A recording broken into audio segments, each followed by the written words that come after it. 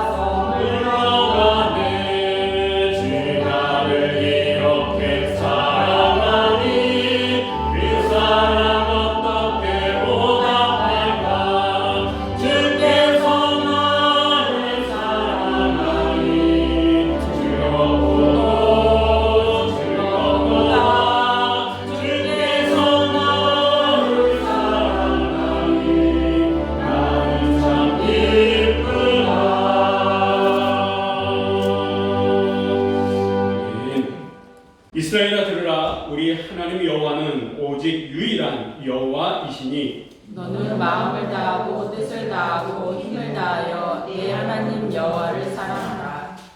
오늘 내가 네게 명하는 이 말씀을 너는 마음에 새기고 내 자녀에게 부지런히 가르치며 집에 앉았을 때든지 길을 갈 때든지 누워있을 때든지 일어날 때든지 이 말씀을 강론할 것이며 너는 또 그것을 내 손목에 매어 기호를 삼으며 내 미간에 붙여 표로 삼고 또 내 집 문설과 바깥문에 기록할지니라. 아멘. 할렐루야. 오늘도 살아 역사하신 하나님이 우리 가운데 함께 하심을 믿습니다. 아멘. 요즘 우리 주변에 보면 많은 꽃들이 있습니다. 그 꽃이 피는 것처럼 우리의 삶 속에도 꽃이 피고 열매가 맺고 또 추수의 기쁨까지 누릴 수 있는, 그래서 하나님의 영광이 우리의 삶 가운데 가득 넘치는 이번 한 주간이 되기를, 여러분의 삶이 되기를 주의 이름으로 간절히 축원합니다. 아멘.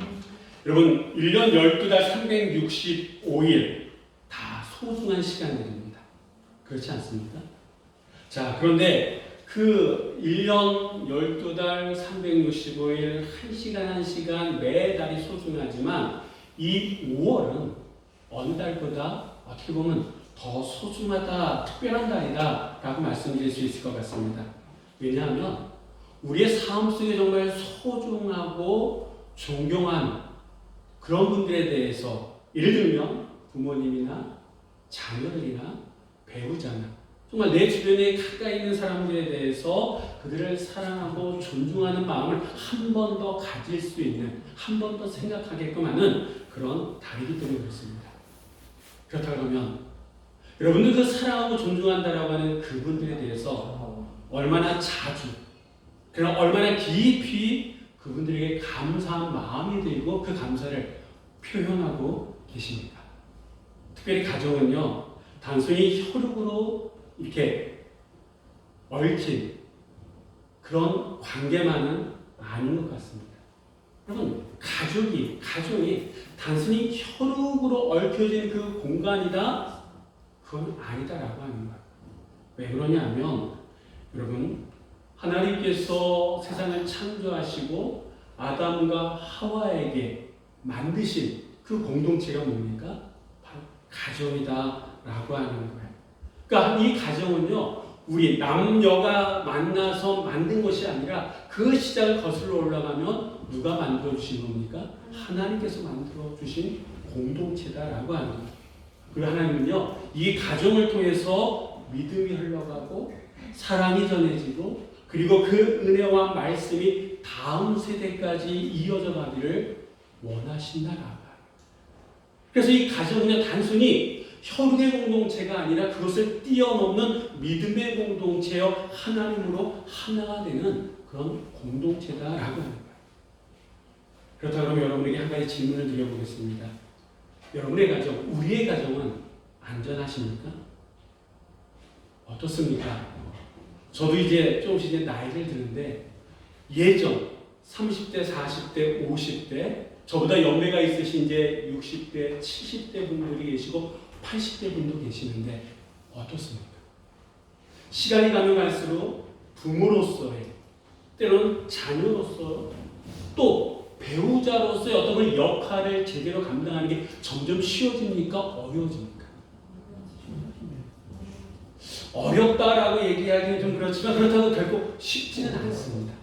가면 갈수록 뭐 이렇게 걸리는 것들이 많고 삶의 무게가 더 짓눌러지는 것 같고 때로 예전에는 그냥 부모 말 한마디면 된 것 같은데 이제는 안 되는 것 같고 아이들이 점점 커지면서 자녀들이 커지면서 오히려 부모들은 점점 이렇게 작아지는 듯한 예전에는 한마디면 됐는데 언제부터인가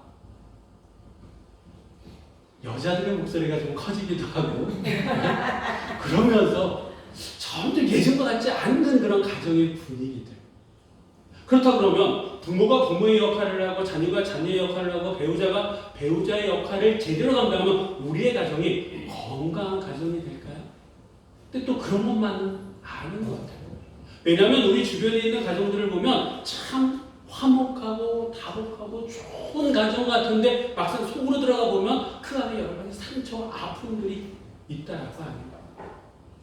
그렇다 그러면 지금 어떻게 보면 우리의 가정들이 너나 할 것 없이 힘들어하고 어려워하는데 이것을 풀 수 있는 그 출발점이 어디냐라고 합니다. 건강하면 되는데 그럼 나만 건강하면 되느냐? 그건 아니다라고 합니다. 근본적인 뭔가 해결책이 있어야 되는데 그것이 뭐냐라고 하는 거예요. 성경은 우리들에게 그것이 무엇인지 솔루션에 대해서 정확하게 명확하게 말씀해 주고 있는데 그 말씀이 바로 오늘 본인의 말씀이라고 저는 믿습니다. 여러분 구약 성경의 중심은 모세오경이고요. 모세오경의 중심은 십계명이라고 합니다. 그리고 이 십계명의 뿌리는 어디에 두고 있느냐? 오늘 우리가 읽은 이 본문의 말씀에 두고 있다고 합니다. 그렇다 그러면 구약성경 전체의 중심은 뭘까요? 오늘 본문의 이 말씀이다라고 하는 거예요. 이 중요한 말씀을 담고 있는 이 신명기서는요, 모세의 설교를 모아둔 고별 설교집이다 이렇게 보통 얘기합니다. 자, 모세의 설교는 크게 세 부분으로 나눌 수 있는데 이 앞부분 1장에서부터 11장까지가 첫 번째 설교인데 이 첫 번째 설교의 핵심의 내용이 뭐냐? 오늘 우리가 읽은 이 본문의 말씀입니다. 여러분 아시죠? 이 모세가 가나안 땅에 들어갔습니까? 못 들어갔습니까? 못 들어갔어요. 이제 가나안 땅을 지천에 두고 있습니다. 자기 눈으로 바라보고 있어요. 근데 나는 못 들어가는 거예요. 모세인 자신은 못 들어가는 거예요. 근데 그 땅이 어떤 땅인지는 알고 있습니다. 거기서 어떻게 살아가야 되는지 이 모세는 알고 있어요. 그런데 나는 못 들어가지만 들어가는 이 이스라엘 백성들을 누구보다도 잘 알고 있는 게 모세 아닙니까? 그렇기 때문에 들어가서 살 수 있는 방법, 들어가서 번성할 수 있는 방법, 그거에 대해서 얘기해주고 싶은 거예요. 그러니 나는 못 들어가지만 이들은 들어갈 수 있고 살아가기 위해서는 이 길밖에 없다는 거예요. 이 방법밖에 없다는 거예요. 그래서 이 모세는요, 간절한 마음으로 이스라엘 백성들을 향해서 선포합니다. 그 선포의 첫 마디가 뭡니까? 4절 말씀 우리 한번 다 같이 읽어보도록 하겠습니다. 이스라엘아 들으라. 우리 하나님 여호와는 오직 유일한 여호와시니. 아멘. 간절한 마음을 가지고 피 끓는 마음으로 이스라엘 향해서 던진 첫 마디는요, 이스라엘아 들으라예요. 쉐마 이스라엘. 여러분 쉐마란 말 많이 들어보셨죠? 들으라. 들어야 된다라고 하는 거예요. 듣지 않으면 안 된다라고 하는 거예요. 들어야지 그 젖과 꿀이 흐르는 가나안 땅, 약속의 땅 들어가서 살아갈 수 있다라고 하는 거예요. 살 수 있다라고 하는 거예요. 그러면서 이 모세가 한 말은 뭐냐 하면 우리 하나님 여호와는 오직 유일한 여호와이시다 라고 그는 말씀하고 있습니다. 여러분 이 한 문장이 왜 중요하냐 하면 이 모세는요 그 가나안 땅에 들어가지는 못했습니다. 근데 이 가나안이 어떤 곳인지 알고 있다라고 합니다. 이 당시 가나안 땅은요 수많은 우상들이 존재하는 다심는 사회였어요. 그래서 이 모세는요 이 여러 신들을 섬기는 이 가나안에서 이스라엘 백성들이 혼란과 혼돈을 겪는 것을 알고 있었다라고. 그래서 그는 그곳에 깃발을 꽂습니다. 그게 뭐냐 하면 많은 신들이 있지만 오직 여호와 하나님만이 유일한 신이다라고 합니다. 이 모세의 이 말씀은 어떤 거냐 하면 오직 여호와 한 분만을 믿어야 된다라고 합니다. 이제 너희들이 들어가서 살아야 될 그 땅에 여러 신들이 있다고 그곳 사람들이 얘기하지만 그것을 믿지 말고 그것을 듣지 말고 오직 유일한 여호와 하나님 한 분만이 유일한 신임을 믿으면서 살아가야 된다. 그 신앙 위에 살아가야 된다라고 하는 거예요. 이 얘기는 무슨 말이냐면 삶의 중심이 누구여야 된다? 여호와 하나님이어야 된다라고 하는 거예요. 그 길만이 너희들이 가나안 땅에 들어가서 살 수 있다라고 하는 거예요. 이 가나안 땅은요 이전에 그 조상들이 살았던 애굽 땅이나 40년 동안 방황했던 광야하고는 전혀 다른 땅이다라고 합니다. 새로운 출발을 하는 데 있어서 무엇보다 중요한 것은 삶의 중심이 어디에 두느냐, 삶의 중심이 어디에 있느냐, 이것이 그 새로운 시작의 가장 중요한 거고 새로운 환경 속에서 살아남을 수 있는 유일한 방법이었다라고 하는 거예요. 그래서 이 모세는 하나님에 대해서 오직 유일한 여호와시다. 우리의 삶의 중심이 하나님에 서 있어야 된다 하고 말씀하고 있습니다. 이스라엘 백성들에게 있어 이 가나안 땅은요 약속의 땅이라고 들었어요. 축복의 땅이라고 들었어요. 맞습니다. 근데 이 가나안 땅은 축복의 땅이고 약속의 땅인 동시에 유혹의 땅이었더라. 왜? 이전에 듣도 보지도 못했던 신들, 이런 신 저런 신이 많이 있었기 때문에 중심을 잡지 못하면 그 신들의 유혹이 되고 현혹이 되고 어느 한순간 나락에 떨어질 수밖에 없는 것이 바로 이 가나안 땅이었기 때문에 그렇다고 그러면 여러분에게 한 가지 질문을 또 드립니다. 지금 2025년을 살아가고 있는 우리들에게 있어서 삶의 중심은 어디에 있습니까? 우리의 가정, 나의 가정, 여러분의 가정의 중심은 어디입니까? 풍요 속에서도 중심을 잃으면 우리는 무너지지만 위기 상황 속에서 중심만 바로잡으면 우리는 언제든지 다시 일어설 줄 믿습니다. 그래서 지금이라도 중심을 찾으시기를 주의 이름으로 간절히 축원합니다. 모세는요 이스라엘 백성들 향해서 삶의 중심이 하나님이 된다라고 선포했습니다. 그렇다면 삶의 중심을 하나님으로 모신 자들은 어떤 삶을 살아가야 되느냐? 우리 한번 5절의 말씀을 한번 다 같이 읽어보도록 하겠습니다. 너는 마음을 다하고 뜻을 다하고 힘을 다하여 내 하나님 여호와를 사랑하라. 아멘.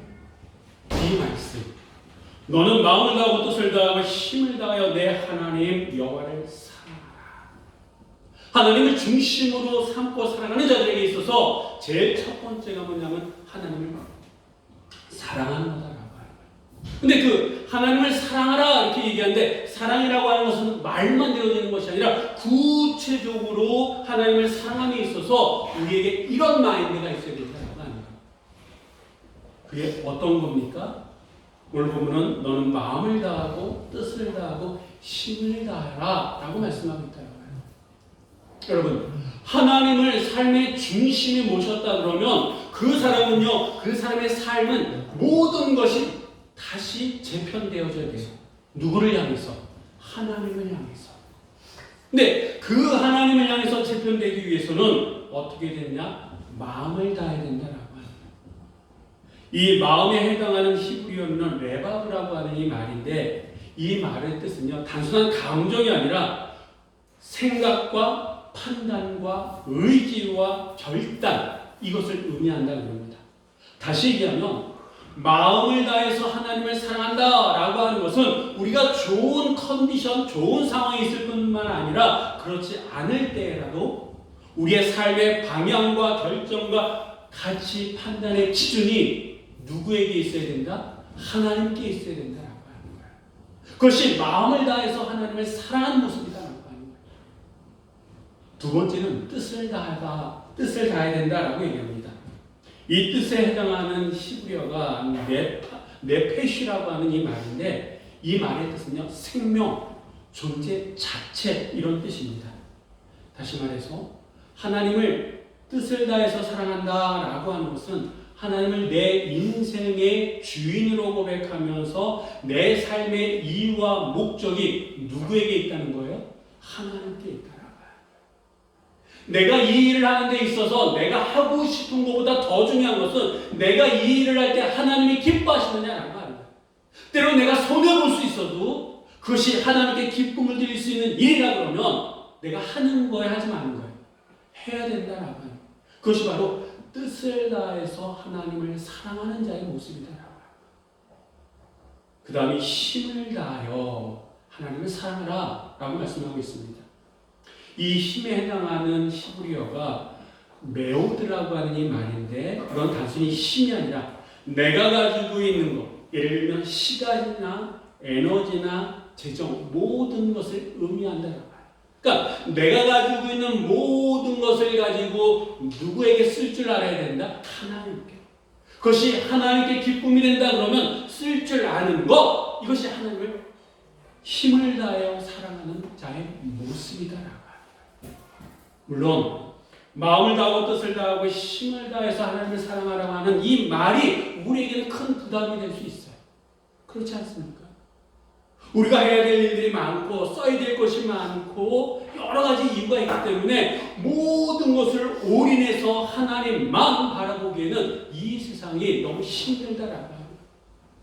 그래서 우리는 적당이라고 하는 말을 씁니다. 그리고 내 형편을 하나님 앞에 변명거리로 삼습니다. 근데 여러분 다 좋다라는 말이에요. 근데 이 세상에서 우리가 살아갈 수 있는 방법이 마음을 다하고 뜻을 다하고 힘을 다하여 여호와 하나님을 사랑하는 것, 이것이라 그러면 여러분 어떻게 하시겠습니까? 정말 우리가 이 세상에서 하나님을 위해서 살아가는 방법이 이 방법밖에 없다 그러면 여러분 어떻게 하시겠습니까? 자식을 살리기 위해서 여러분 부모가 못할 일이 없잖아요. 내 신체의 장기 한 부분을 띄어서 자식이 살 수 있다 그러면 그렇게 하잖아요. 정말 자식을 살리기 위해서 내가 어떤 일을 수모나 이걸 겪어야 된다 그러면 겪는 게 우리의 모습 아닙니까? 내가 살고 자식이 살고 가정이 살기 위해서 하나님을 이렇게 살아야 된다 그러면 우리는 해야 되는 거 아니겠습니까? 하나님은 우리에게 100% 정말 하나님 앞에 올인하기를 원하고 계시다라고 해요.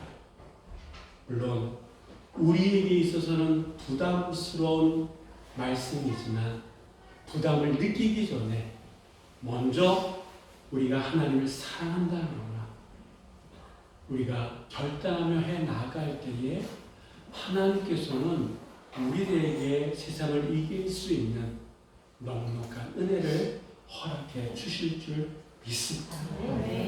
자, 또 하나님을 사랑하는 자들의 삶의 모습이 어떠해야 되느냐, 우리 한번 7절 말씀 한번 다 같이 읽어보도록 하겠습니다. 네 자녀에게 부지런히 가르치며 집에 앉았을 때든지 길을 갈 때든지 누워있을 때든지 일어날 때든지 이 말씀을 강론할 것이며. 아멘. 삶의 중심을 하나님 앞에 둔 사람들, 그 개인적으로 해야 될 것은 마음과 뜻과 정성을 다해서 힘을 다해서 여호와 하나님을 사랑하라 이렇게 말씀하셨습니다. 그건 하나님과 나와의 관계다라고 하는 거예요. 자, 그 다음에 이제 이 모세가 이스라엘 백성들을 향해서 한 얘기는 이제 나와 하나님과의 관계가 됐다 그러면 나와 이웃과의 관계 속에서 하나님을 사랑하는 모습들을 어떻게 비춰야 되느냐라고 하는 것까지도 말씀해주고 있습니다. 근데 그 첫 번째가 뭐냐면, 제일 먼저 나온 게 뭐냐면 내 자녀에게 부지런히 가르치며 라고 말씀하고 있습니다. 여러분이 부지런히라고 하는 이 말은 히브리어로 샤난이라고 하는 이 말인데, 이 말의 뜻은요 날카롭게 새기다, 반복해서 새기다 라고 하는 뜻이에요. 그러니까 한번 말하는 걸로 끝나는 것이 아니라 마치 돌판에, 여러분 한번 상상해 보세요. 돌판에 글을 새기는 거예요. 글씨를 쓰는 거예요. 근데 이 돌판에 글을 새길 때에 한 번 그었다고 그 돌에 뭔가 새겨집니까? 아니잖아요. 계속해서 반복적으로 하다 보면 분명해지고 선명해지지 않습니까? 그러니까 하나님을 사랑하는 하나님의 말씀에 대해서 자녀들에게 가르칠 때에 이렇게 해야 된다라고 하는 거예요. 우리도 한 번 누가 뭐 얘기한다고 듣습니까? 아니잖아요. 한 번 얘기하고 두 번 얘기하고 세 번 얘기하고 계속해서 얘기해도 들을까 말까 하지 않습니까?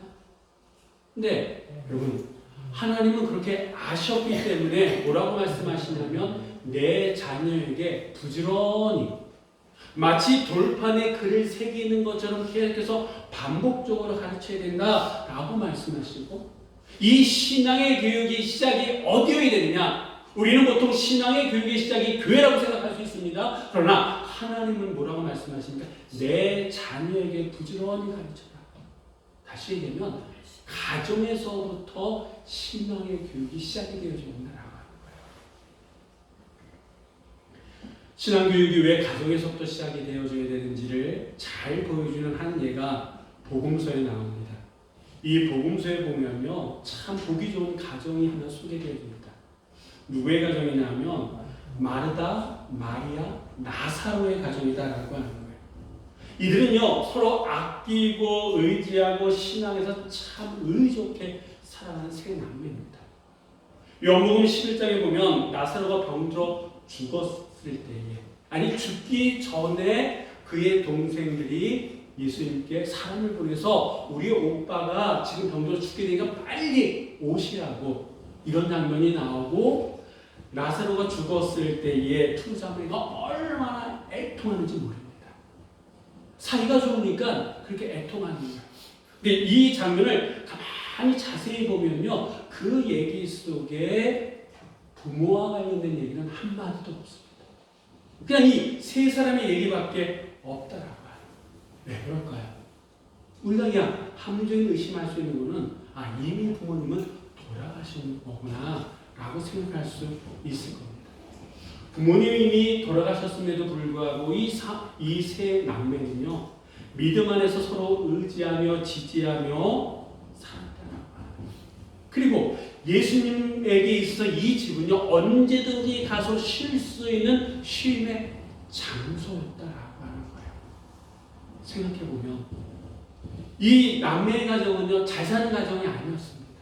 그 이야기는 이 부모님이 이 사람들에게 물려준 건 별로 없었다라고 하는 거예요. 그런데 우리가 생각하기에는 물려준 것이 한 가지 있다는 그것이 무엇이냐?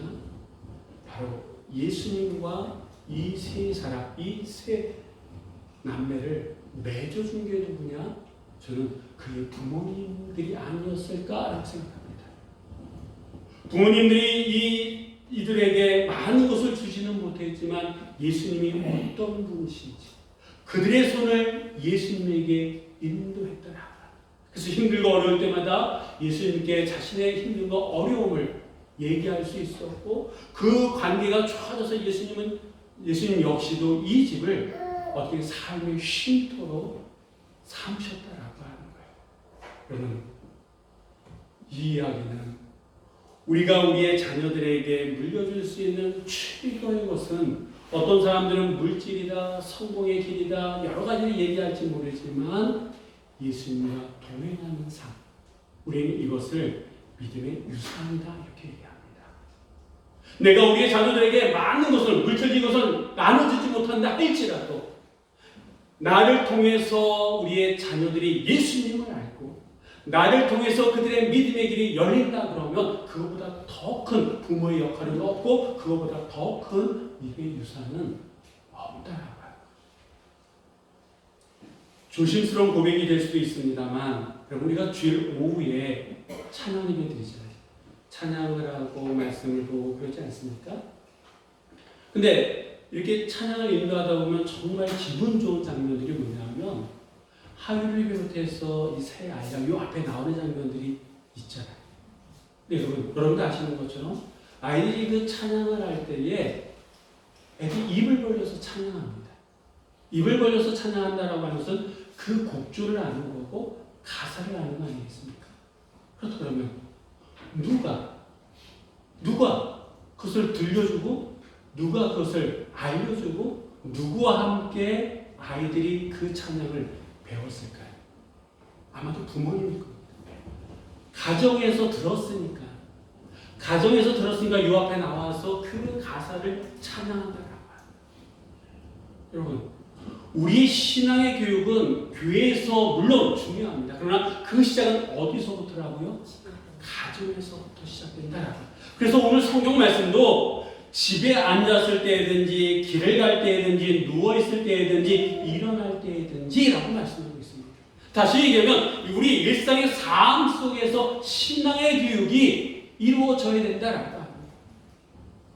일상의 삶 속에서 부모님을 통해서 가까운 지인들을 통해서 그 신앙의 교육이 이루어졌을 때에 아이들이 찬양할 수도 있고 힘들고 어려울 때 하나님의 말씀을 떠올릴 수 있다라고 하는 거 아니겠습니까?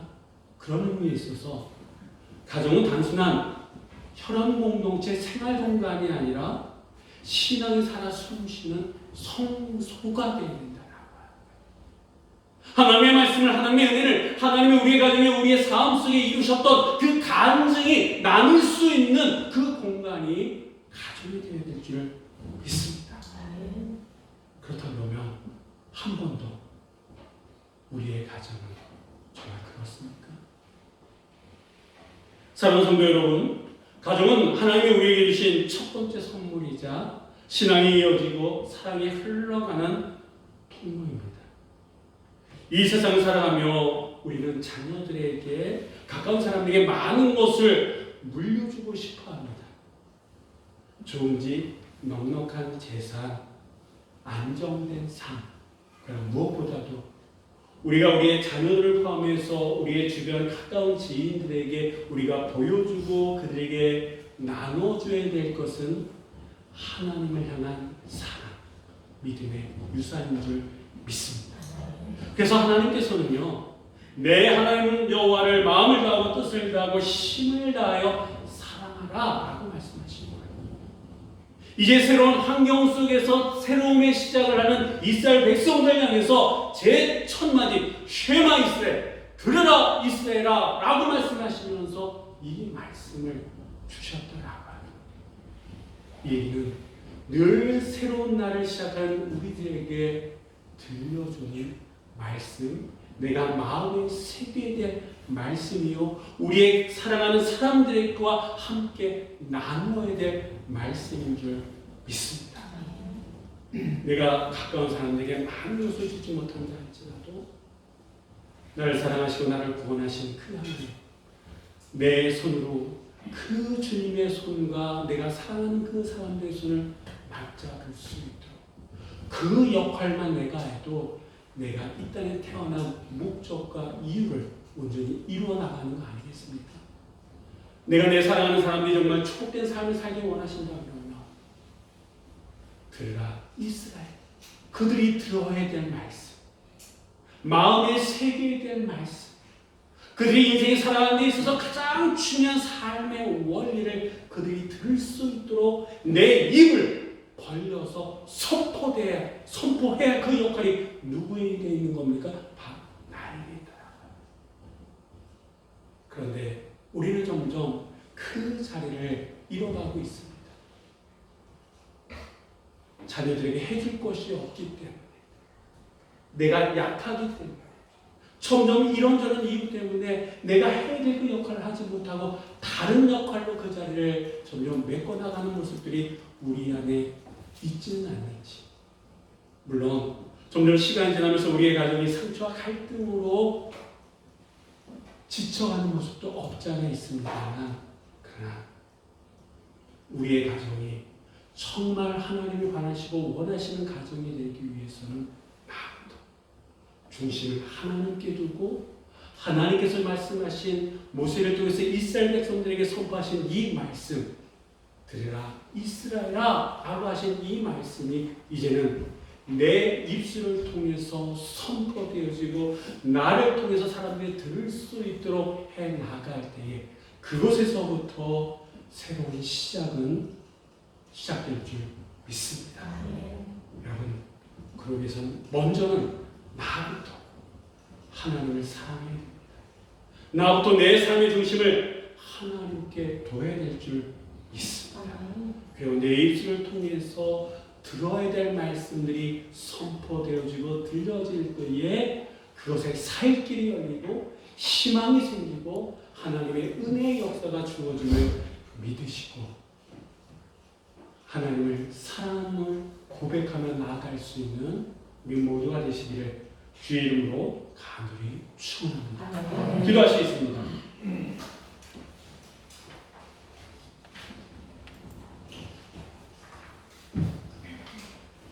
하나님,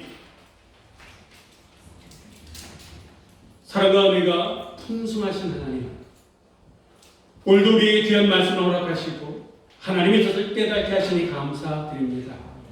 가정이 하나님께서 저희에게 주신 첫 번째 선물이요, 신앙이 이어지고 사랑이 흘러가는 통로임을 알게 하심에 다시 한번 감사드립니다.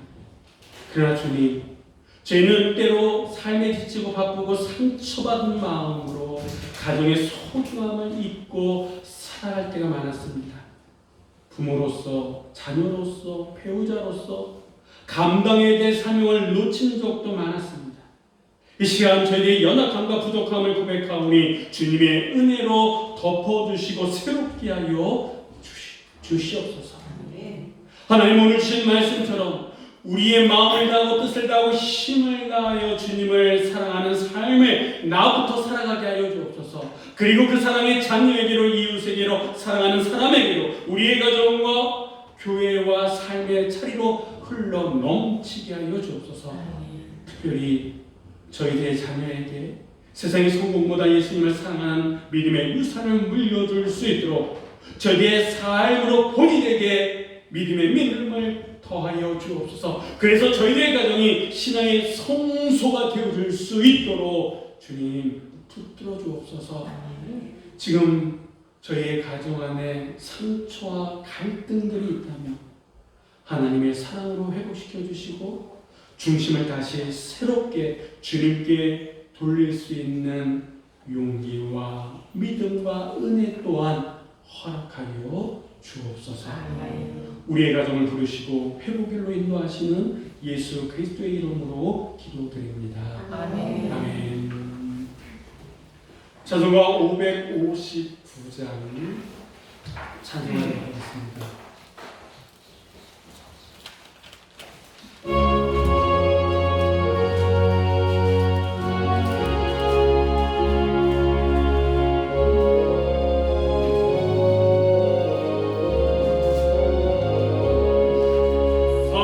사철의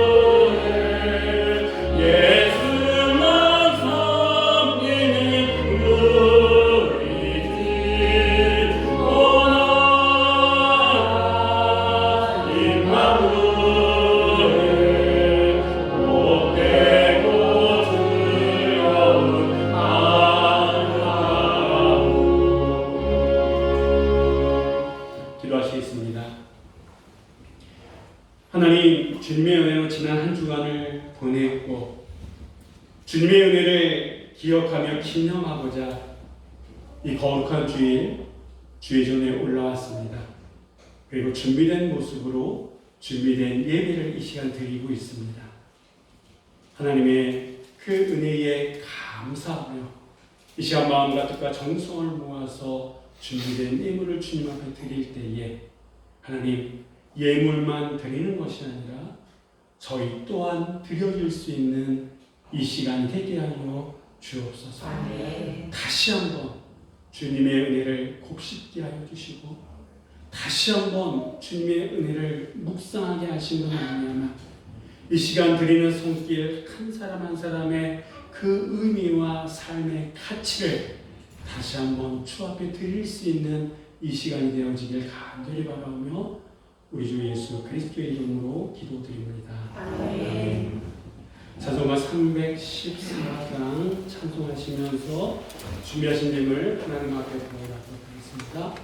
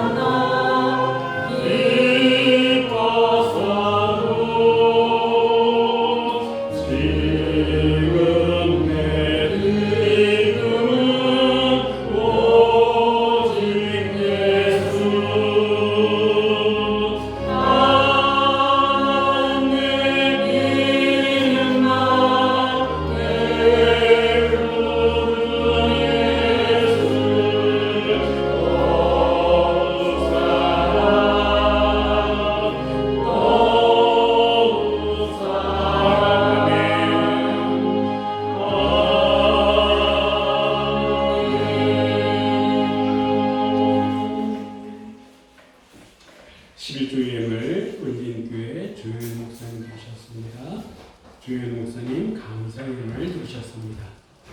11조 예물 오늘의 교회 이혜자 원사님 드리셨습니다. 박진수, 김명필 원사님 드리셨습니다. 김혜찬 청년 11조 예물, 김하영 목사, 김옥경 성모 11조 예물, 감사 예물 이혜자 권사님, 김하영 목사, 김옥경 성모 드리셨고요. 일전번째 예물 김옥경 성모님, 이상순 권사님, 그리고 박진숙 권사님 드리셨습니다. 기도하시겠습니다.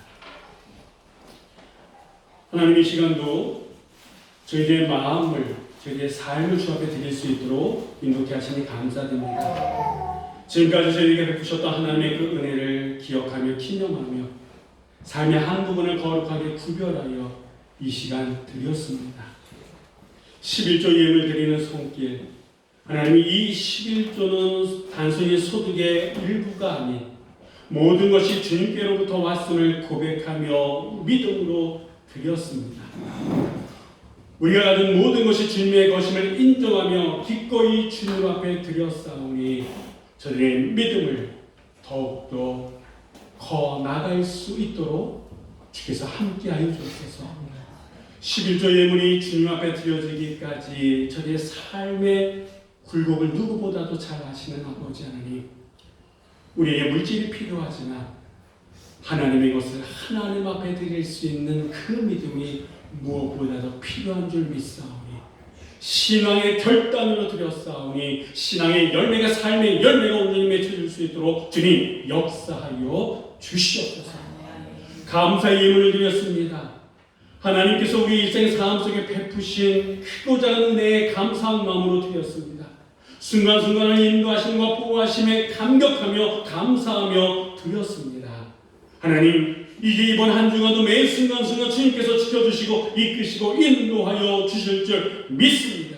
그래서 내 감사가 넘치게 하여 주시고 끊이지 아니하도록 저의 인생에 주님께서 늘 통행하여 주시옵소서. 1000번째 예물을 드렸습니다. 간절한 기도와 소망을 담아 매일매일 삶을 기억하면서 주님 앞에 드렸습니다. 솔로몬에게 허락하신 그 은혜보다 값전의 은혜를 허락하여 주시옵소서. 그래서 저의 삶 속에 부족함이 없도록 넉넉한 은혜 또한 허락하여 주시옵소서. 주일의 예물을 드렸습니다. 하나님, 첫 시간을 주님께 드리듯 한 주간의 시작을 주님께 드리는 마음으로 드렸사오니 매 순간순간 하나님과 통행하여 주시고 하나님께 묻게 하여 주심으로 말미암아 하나님의 뜻을 이뤄갈 수 있는 주의 자녀들이 되게 하여 주시옵소서. 이 예물이 쓰여지는 곳곳마다 주의 영광이 나타나게 하시고 생명을 살리며 영혼을 살리며 죽어가는 영혼들, 잠자는 영혼들, 아파하는 영혼들이 깨어나며 일어나며 살아날 수 있는 능력의 역사들이 나타나게 하여 주시옵소서. 또한 혹 드리지 못한 손길이 있습니까? 하나님, 정말 삶의 주인이 하나님이심을 믿음으로 고백하는 그 순간이 오게 하여 주시고 드림에 부족함이 없는 인생을 살아갈 수 있음을 믿고 고백하는 그날이 속히 돌아오게 하여 주옵소서. 이 예물 우리의 모든 것을 담아 드렸사오니 오직 주의 영광이 나타나는 곳에 온전히 쓰여지게 하길 간절히 바라오며 우리 주 예수 그리스도의 이름으로 기도드립니다. 아멘. 네, 감사합니다. 우리 한번 서로도 인사 나누도록 하시겠습니다. 주님의 이름으로 사랑하며 축복합니다. 주님의 이름으로 사랑하며 축복합니다. 감사합니다. 이번 주는요, 부활절 후 6번째 주간이 되고 특별히 우리 감리교에서는 웨슬리 회심 주일이기도 합니다.